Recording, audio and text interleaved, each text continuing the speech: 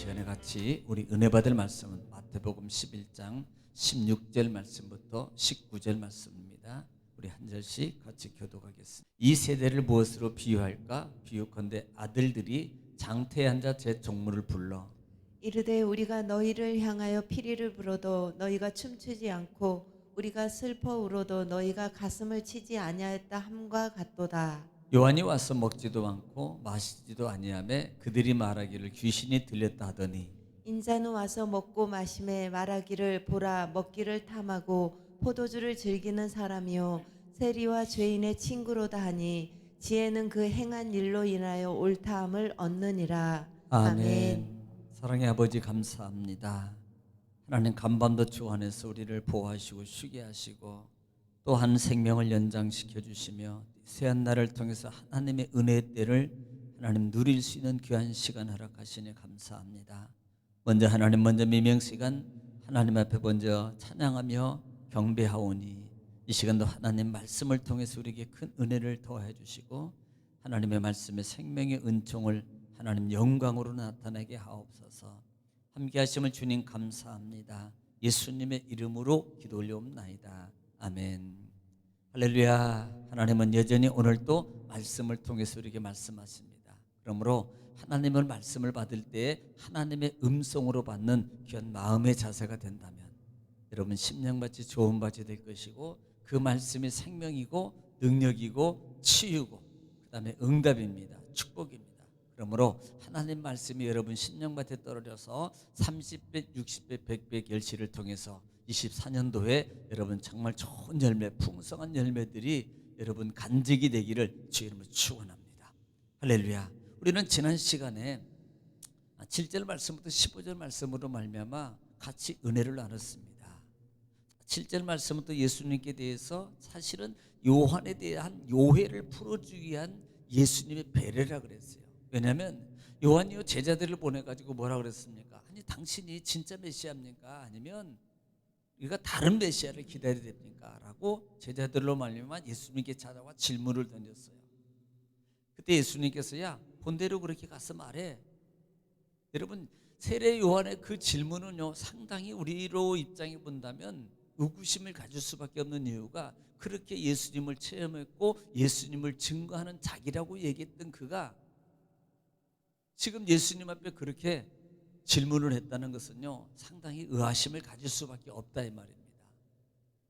사실 세례 요한의 그 마음, 다시 말하면 그 형편의 모습이었던 것을 보게 돼요. 왜냐하면 세례 요한은 여기 옥에같이 있었잖아요.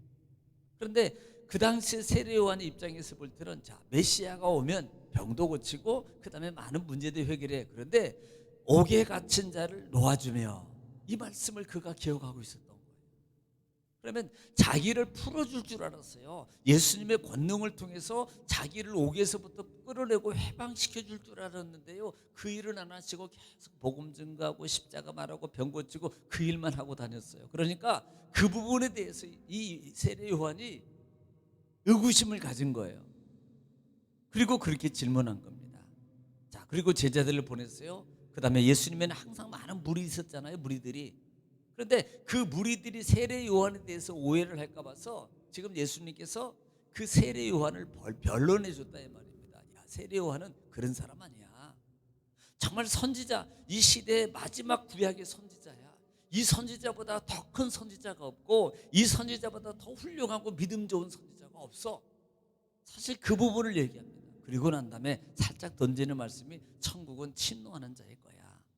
그러면서 너희들도 세례 요한보다 더 훌륭한 하나님의 사람이 될 수 있어. 이것을 말씀하고 있었다는 말씀입니다.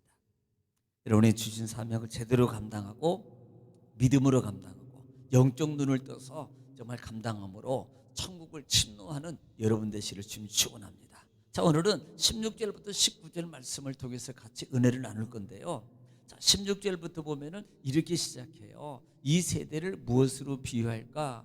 비유하건대 아이들이 장터에 앉아서 제 동물을 불러. 자, 제 동물을 불러가지고 뭐 하냐면 17절에 이르되 우리가 너희를 향하여 피리를 불어도 너희가 춤추지 않고 우리가 슬피 울어도 너희가 가슴을 치지 아니하였다 함과 같도다. 이렇게 말합니다. 자, 예수님께서 지금 비유로 말씀하는 거거든요. 뭔가를 비유로 들어서 가르쳐주고자 하는 그런 의도가 있다 이 말입니다.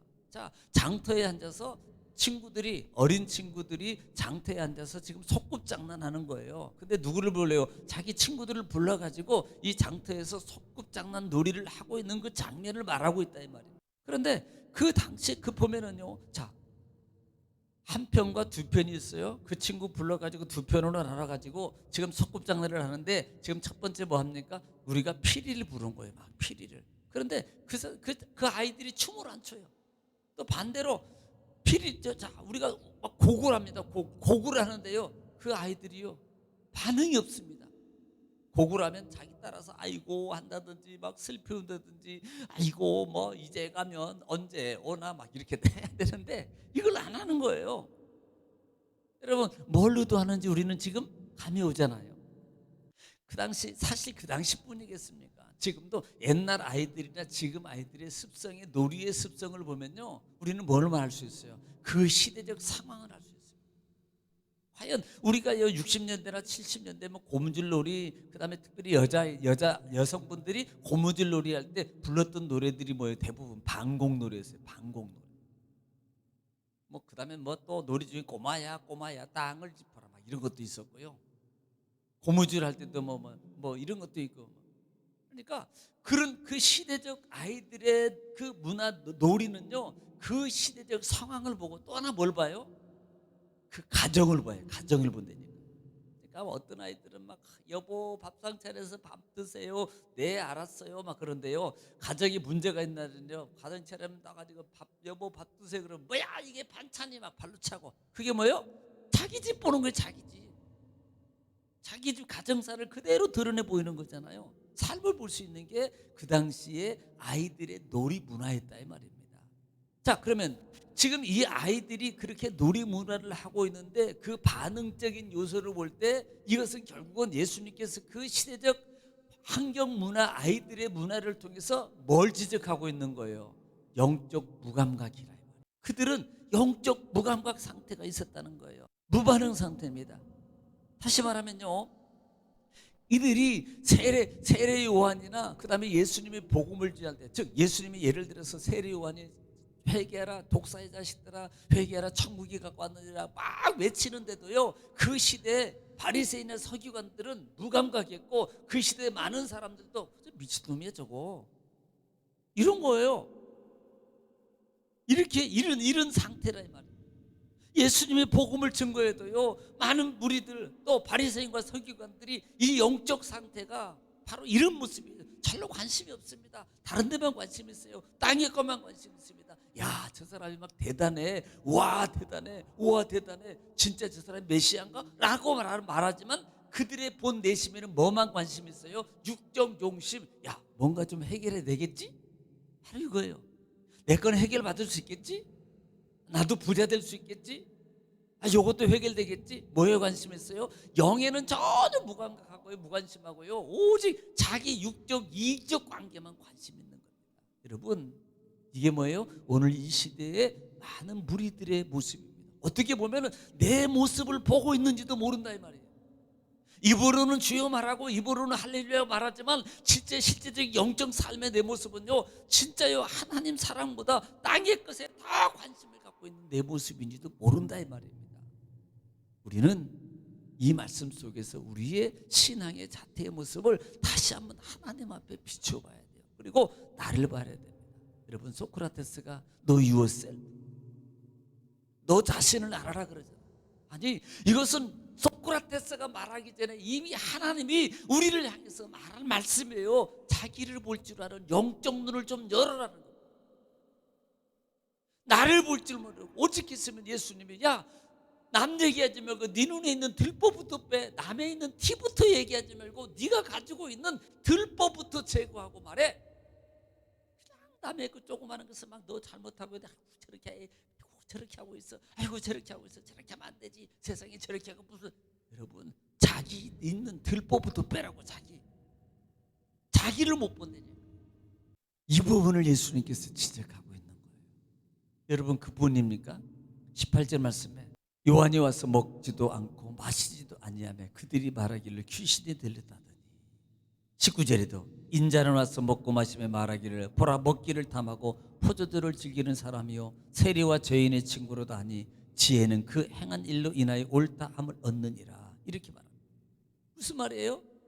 지금 그들이 세례 요한을 볼 때도요, 야 저거 귀신 들려서 하는 짓이야, 저 미친, 죄송해요, 저 미친놈의 미친놈, 저 꼬락서니 봐, 무슨 자기가 무슨 영지주의라고, 자기가 무슨 뭐 금욕생활 한다고 세상에 밥도 제대로 안 먹고요, 안 먹고 오히려 오직 자기는 깨끗하게 사고 거룩하게 산다고, 음식도 구별하고요, 메뚜기와 석청만 먹고, 그것도 광야에서 저렇게 나가 살면서 돌아다니면서 외치고 미친 사람처럼 소리나 꽥꽥 지르고 다니고, 그 시대의 사람들이 세례 요한을 그렇게 평가하고 있고 그렇게 보고 있다. 여러분, 우리도요, 우리가 신앙의 삶을 보면서 많은 믿음의 사람, 영적 사람을 볼 때요, 정말 부러워해야 될 그 마음이, 나도 닮아야 되겠다는 그런 마음의 가짐을 가지고 해야 될 사람이 지가면 얼마나 한다고. 나도 옛날에 다 너처럼 했어, 나도 그런 한때 다 그렇게 해왔어, 그렇게 까불지 마.